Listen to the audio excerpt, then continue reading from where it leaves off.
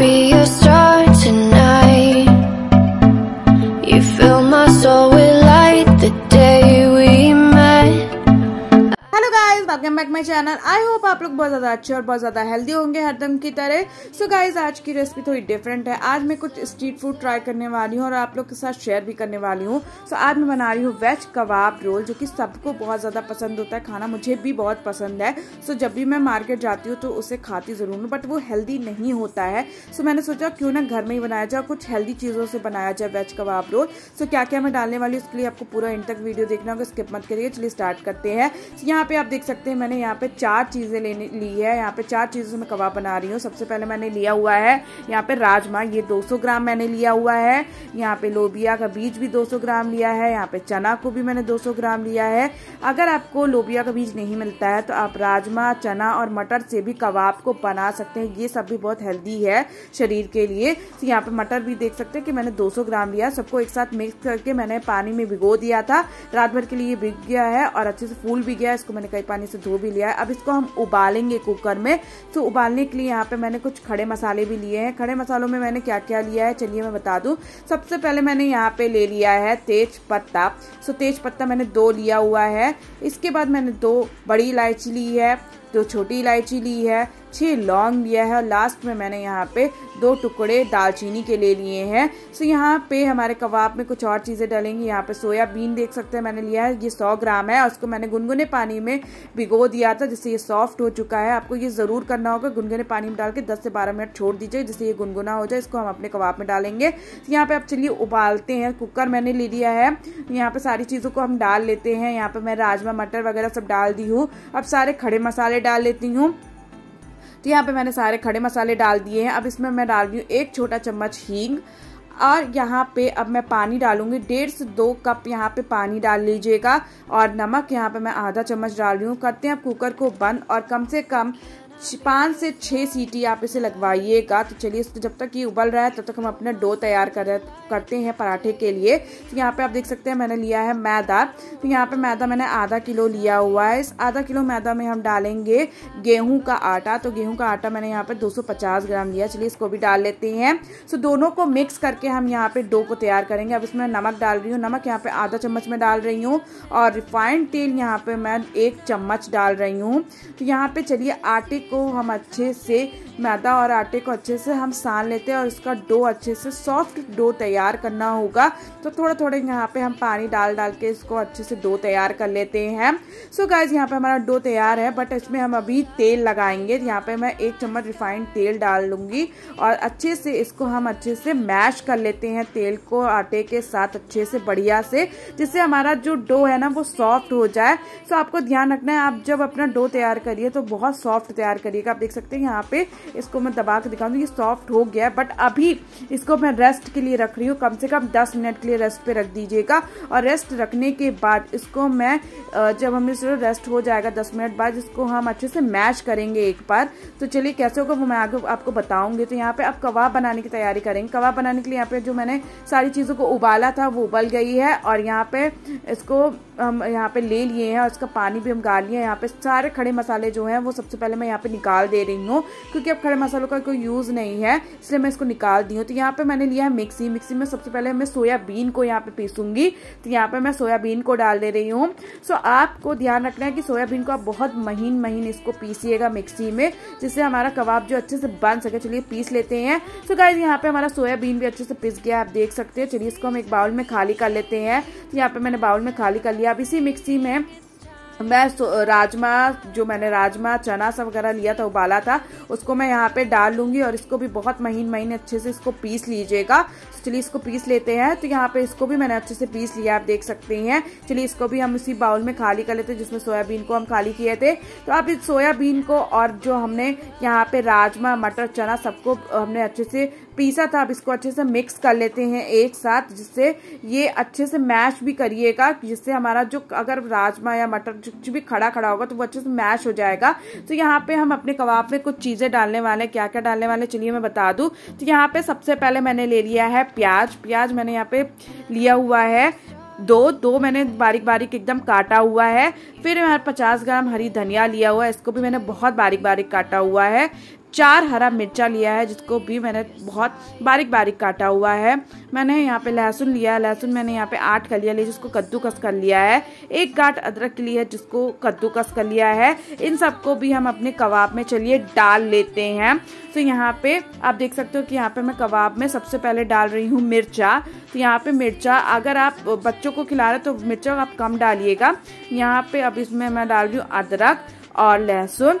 इन सबको डालने के बाद अब यहाँ पे मैं डाल रही हूँ प्याज। सो इन सब चीज़ों को आप बहुत महीन महीन एकदम बारीक बारीक काट के ही डालिएगा, क्योंकि कबाब में खड़ा ना रहे, ये ज़रूर ध्यान रखिएगा। अब इसमें हरी धनिया को मैं डाल लेती हूँ लास्ट में। यहाँ पे हरी धनिया बहुत अच्छा टेस्ट बढ़ाएगा कबाब का, इसलिए मैंने यहाँ पे डाल दिया। अब यहाँ पे कुछ मसाले मैं डाल रही हूँ। सबसे पहले मैंने गरम मसाला यहाँ पे डाला है 2 चम्मच। अब साथ ही में इसके साथ मैं डाल ले रही हूँ हल्दी। तो यहाँ पे हल्दी मैं आधा चम्मच डाल ली हूँ। अब यहाँ पे लास्ट में मैं नमक डालूंगी। नमक यहाँ पे 1 चम्मच डाल रही हूँ।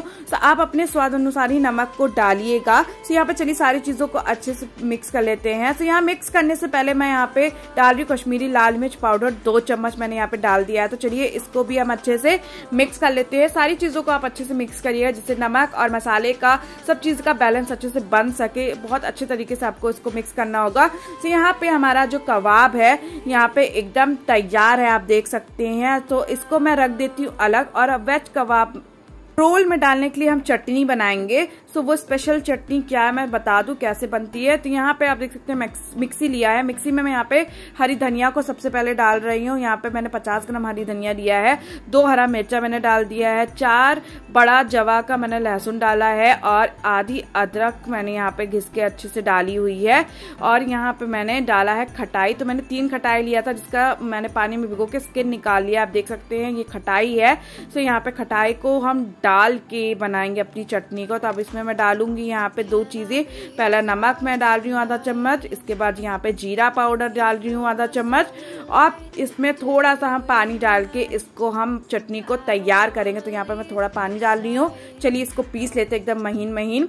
तो यहाँ पे हमारी जो चटनी है वो एकदम तैयार है, आप देख सकते हैं। बट इसमें एक चीज और कमी है, हम इसमें डाल रहे हैं नींबू। तो यहाँ पे मैंने आधा नींबू लिया है, आधा नींबू का रस यहाँ पे डाल रहे हैं। अगर आप चाहें तो पूरा नींबू का रस आप डाल सकते हैं। तो यहाँ पे मैंने आधा नींबू का यहाँ पे रस को डाल दिया है। और अच्छे से चलिए इसको मिक्स कर लेते हैं नींबू को अच्छे से अपनी चटनी में, जिससे इसका टेस्ट और बहुत ज्यादा अच्छा आने वाला है हमारे वेज कबाब रोल में। तो चलिए यहाँ पे अब हम पराठा बनाना स्टार्ट करेंगे। तो यहाँ पे हम अपने डो को देख लेते हैं।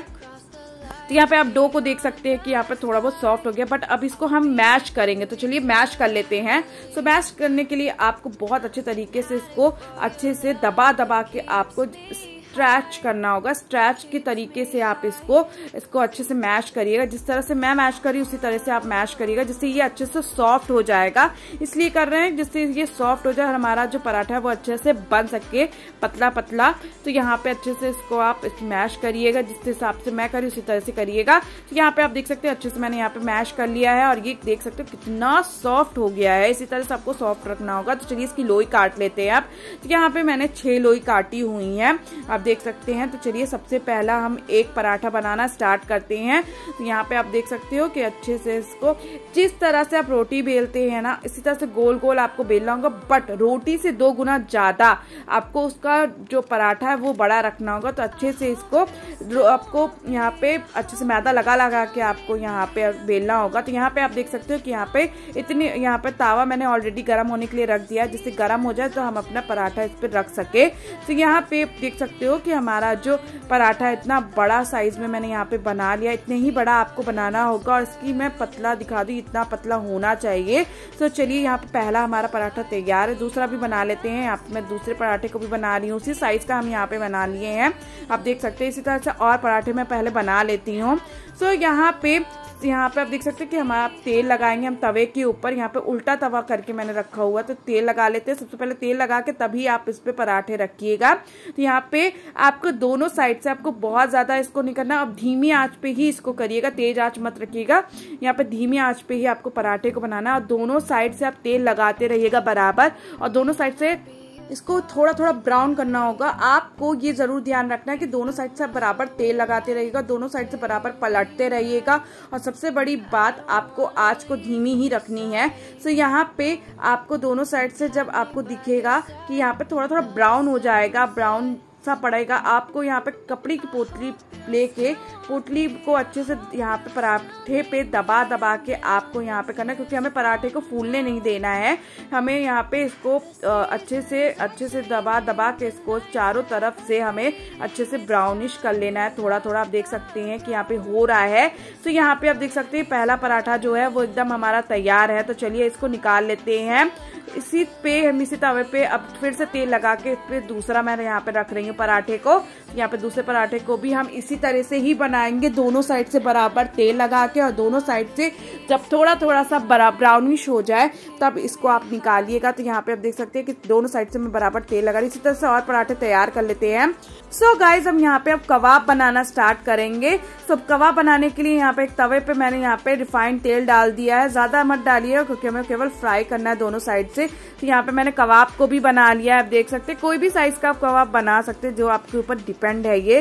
तो चलिए अब इसको हम तवे पे रख देते हैं। तो यहाँ पे एक एक करके मैं तवे पे रख देती हूँ सारे कबाब को। और आपको ध्यान रखना, अगर आपका तेल ज्यादा गर्म है, तवा ज्यादा गर्म है, तो धीमी आंच पे ही रखिएगा, और ज्यादा गर्म नहीं है तो मीडियम आंच ही रखिएगा। तो यहाँ पे मैंने सारे कबाब को यहाँ पे रख दिया है तावे पे। तो चलिए दोनों साइड से हम इसको गोल्डन ब्राउन कर लेते हैं। तो यहाँ पे आप देख सकते हैं दोनों साइड से हमारा जो कबाब है अच्छे से यहाँ पे गोल्डन ब्राउन हो रहा है। इसी तरह से सारे कबाब को तैयार कर लेते हैं, अपने रोल को भी तैयार कर लेते हैं। सो गाइज यहाँ पे हमारा वेज कबाब रोल एकदम तैयार है खाने के लिए। आप देख सकते हो कि यहाँ पे हमारा जो वेज कबाब रोल है बहुत अच्छे तरीके से तैयार है।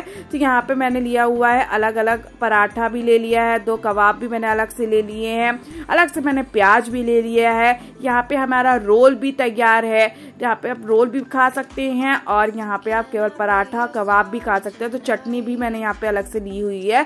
सो गाइज आपने देखा इसे बनाना कितना आसान भी था, बहुत ज्यादा आसान नहीं बट हाँ आसान था, और ये बहुत ज़्यादा टेस्टी भी होता है, आप लोग को भी बहुत ज़्यादा पसंद है।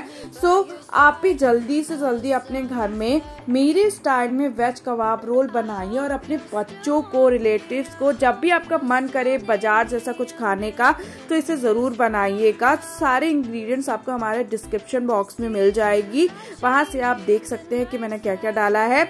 आपको हमारी रेसिपी कैसी लगी मुझे कमेंट सेक्शन में ज़रूर बताइएगा। और गाइज आपके बच्चों को ये रेसिपी तो खासकर जरूर पसंद आने वाली है। तो अगर आपको भी रेसिपी हमारी अच्छी लगी तो इसे लाइक, शेयर और कमेंट कर दीजिएगा। चैनल पे नए हैं तो सब्सक्राइब कर दीजिएगा। थैंक यू गाइस, आपको नेक्स्ट वीडियो में मिलते हैं। Bye. I'm an addict for your love, it keeps me high.